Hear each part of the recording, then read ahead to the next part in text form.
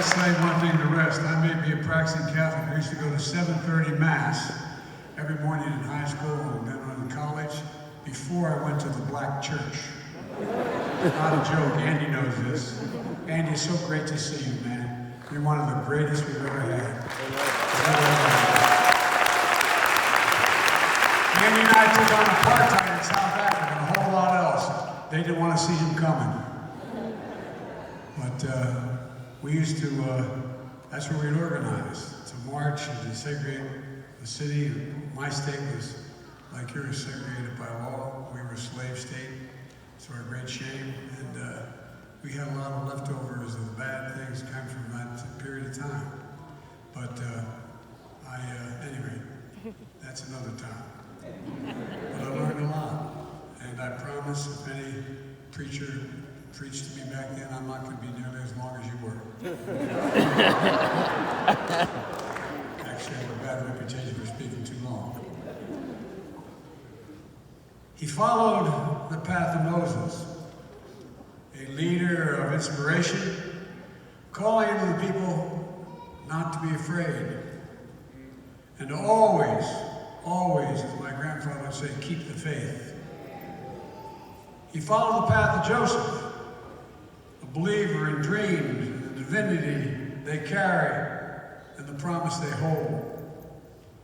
And like John the Baptist, he prepared us for the greater hope ahead, one who came to bear witness to the light.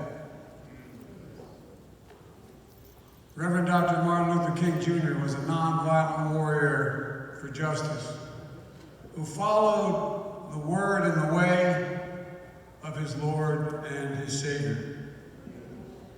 On this day of remembrance, we gather at Dr. King's cherished Ebenezer.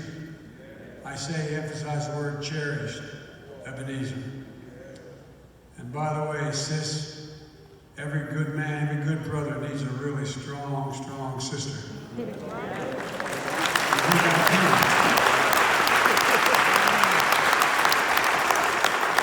I know Dr. King, and my sister's not you, but I tell you what, she's smarter, better looking, and a better person than I am. Managed all my campaigns.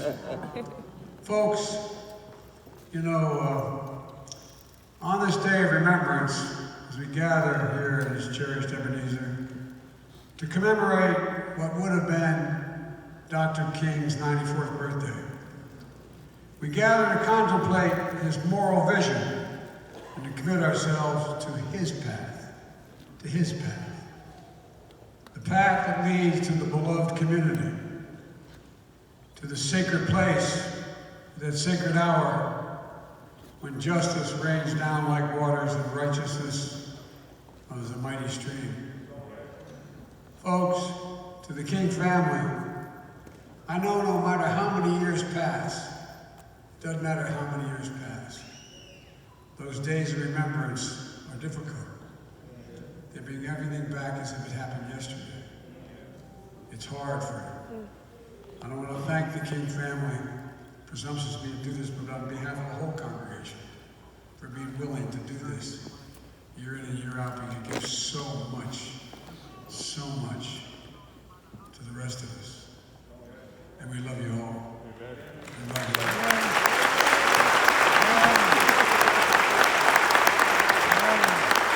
Before we honor Dr. King, we have to pay tribute to Mrs. Coretta Scott King, who we dearly miss.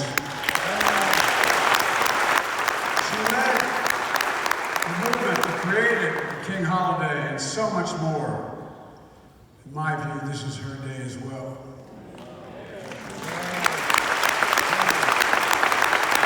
And Raphael Warnock, Reverend, Doctor, Senator.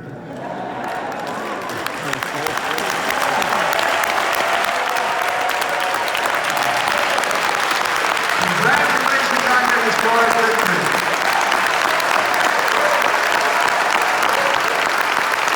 A fellow Morehouse man.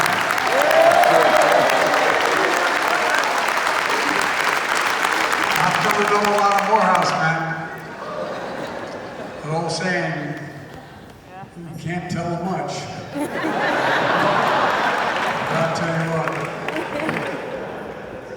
we've set up for the first time ever in the White House a Divine Nine Committee. It's active every day. That's what he wanted you to speak of. And I watch how the